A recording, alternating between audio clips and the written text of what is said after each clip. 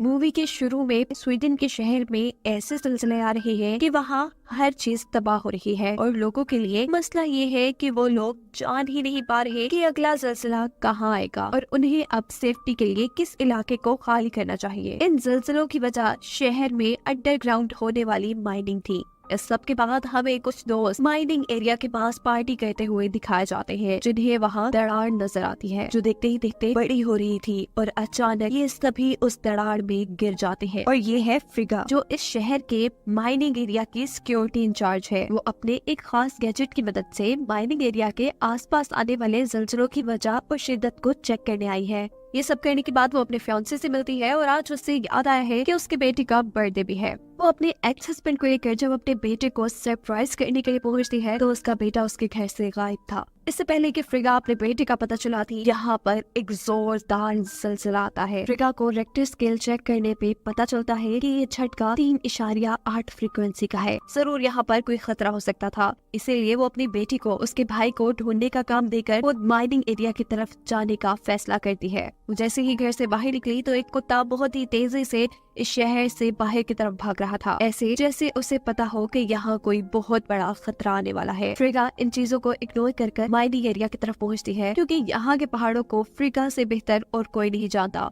वो काफी अरसे से यहाँ की सिक्योरिटी इंचार्ज है। माइंस के अंदर इस वक्त 108 वर्कर फंसे हुए थे, जिन्हें बाहर निकालने का काम शुरू हो चुका था, लेकिन वो फिर भी खुद माइंस के अंदर होने वाले धमाके की जांच करने के लिए माइंस के अंदर जाने का फैसला करती है। उसके साथ उसका एक्स हस्बैंड भी अंदर जा रहा था, क्योंकि वो इस माइनिंग का इंचार्ज था। 520 मीटर अंदर जाने के बाद फ्रिगा पहाड़ों को खटखटाकर उन पे हुए नुकसान का पता चलाने की कोशिश करती है और उसे ड्रोन कैमरास की मदद से ये पता चलता है कि लगातार ब्लास्ट की वजह से पहाड़ों की ऊपरी सतह भी बहुत ज्यादा कमजोर हो चुकी है। इस बात को कंफर्म करने के लिए वो हथौड़ी से पहाड़ों की दीवारों के ऊपर हल्की हल्की चोट देती है और अचानक हल्की सी चोट से ही वहाँ काफी सारे पत्थर टूट जाते हैं और अंदर की तरफ उन्हें खोखला इलाका दिखाई देता है और ये सच में काफी खतरनाक हो सकता था। दूसरी तरफ फ्रिगा की बेटी अपने भाई को ढूंढ रही थी। उसे अपने दोस्तों से पता चलता है कि वो पार्टी करने के लिए कुछ देर पहले माइनिंग एरिया की तरफ देखा गया था। माइंस के अंदर उस खोखले इलाके की जांच करते हुए फ्रिगा ये नोटिस करती है कि वो एरिया 1.5 किलोमीटर लंबा है और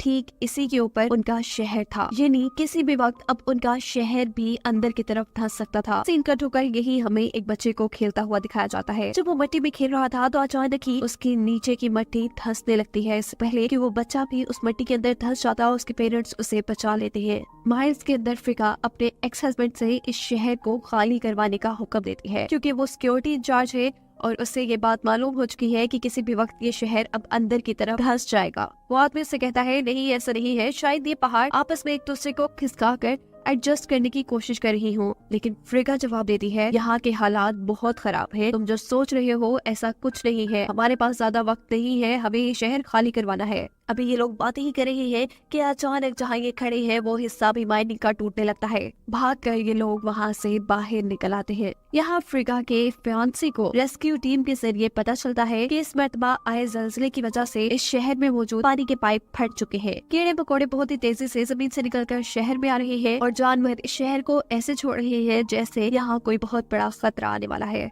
सिर्फ बात यही खत्म नहीं हुई, माइंस के अंदर 108 वर्कर भी फंस चुके हैं, जिन्हें कुछ ही देर पहले निकालने का काम फ्रिगा ने शुरू करवाया था। यहाँ से बाहर आने पे वो नोटिस करता है कि फ्रिगा की बेटी किसके पीछे भाग रही थी। वो भी निकलकर उनका पीछा करता है और इन दोनों को ही पकड़ लेता है। वो फ्रिगा की बेटी से इस सारे मामले का पूछता है तो फ्रिगा की बेटी बताती है कि ये मेरे भाई का दोस्त है और जरूर ये उसके बारे में जानता होगा। और वो लड़का अब इन दोनों को बताता है कि हम फ्रिगा की गाड़ी चुराकर माइनिंग एरिया की तरफ पार्टी करने के लिए गए थे। मैं बहुत ज्यादा नशे में होने की वजह से बेहोश हो गया था और अब मैं नहीं जानता कि फ्रिगा का बेटा कहाँ है।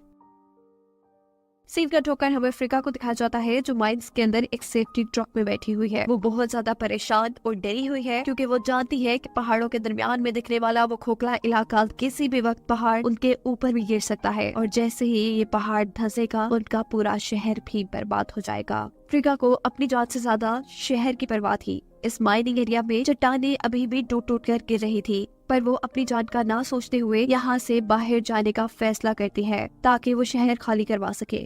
पर जल्द ही उनको ये पता चलता है कि उनके बाहर जाने का रास्ता बंद हो चुका है, लेकिन ये हार नहीं मानते और एक दूसरा रास्ता तलाश करने लग जाते हैं। काफी चलने के बाद अफसोस की बात ये थी कि वो दूसरा रास्ता भी इन्हें बंद मिला था। अफ्रीका को यहाँ छोटी चट्टानों के दरमियान एक सुराख नजर आया था। वो इसी सुराख को रास्ता समझते हुए यहाँ से निकलने का फैसला करती है। छोटे छोटे पत्थरों को हटाते हुए वो आखिरकार यहाँ से बाहर निकल आई थी और अब बारी थी उसके एक्स हस्बैंड की, जिसे इतने छोटे तंग इलाके से निकलने में काफी मुश्किल हो रही थी। अफ्रीका को ना चाहते हुए भी उसे सर पे हथौड़ी मारकर बेहोश करना पड़ता है, जिसके बाद वो खींच के उसे वहाँ से बाहर निकाल लेती है। इसके बाद काफी सारे अफ्रीका के कुलीग बाहर आ चुके थे और अब बारी थी अफ्रीका के आखिरी कुलीग की, जो जब उस छोटे से सुराख से बाहर निकलने की कोशिश करती है तो उसका पाँव छोटी चट्टानों में फंस जाता है। अफ्रीका और उसे बहुत खींचने की कोशिश करती है, पर दोबारा चट्टानें हिलती है और छोटी छोटी चट्टानें उस लड़की के ऊपर गिर जाती है और ऐसे वो लड़की वहीं पर मर जाती है। सीन कट होकर अफ्रीका के फियांसी और उसकी बेटी को दिखाया जाता है, जो उसके बेटे को ढूंढने के लिए माइनिंग एरिया की तरफ आ चुके थे, जहाँ पर मूवी के स्टार्ट में बच्चे पार्टी कर रहे थे। यहाँ पर एक बड़ी दरार भी देखी गई थी, जिसके अंदर से उन्हें किसी के फोन के बजने की आवाज आती है। ये लोग अंदर की तरफ देखते हैं, वहाँ एक फोन बज रहा था और एक बच्चा भी था। अफ्रीका की बेटी जब अपने भाई को कॉल करती है तो उसका फोन दरार में नहीं बजता, जिसका मतलब है कि उसका भाई दरार में नहीं है।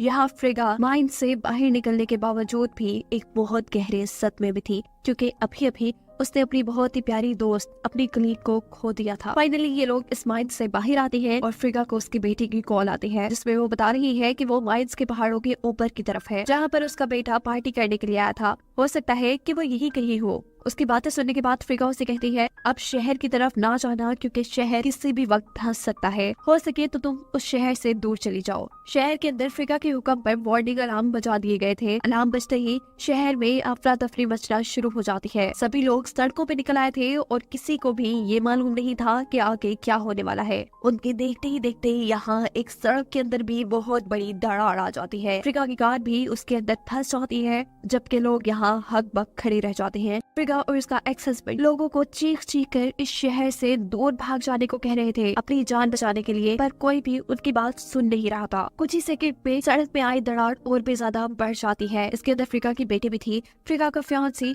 वक्त रहते ही उसकी बेटी को अंदर से बचा लेता है और दूर खड़ी अफ्रीका देखती है कि माइल्स के पहाड़ अंदर की तरफ धंसने लग गए हैं। इस सभी चीज को कुछ ही सेकंड गुजरते हैं और सारा शहर जमीन के अंदर धंसने लग जाता है। पूरे शहर में पहाड़ों की टूटने की डस्ट धुएं की तरह फैल जाती है और देखते ही देखते शहर के बहुत से लोग इस तबाही में मारे जाते हैं, जिसकी वजह से अफ्रीका और यहाँ बचे सभी लोग सदमे में आ चुके थे।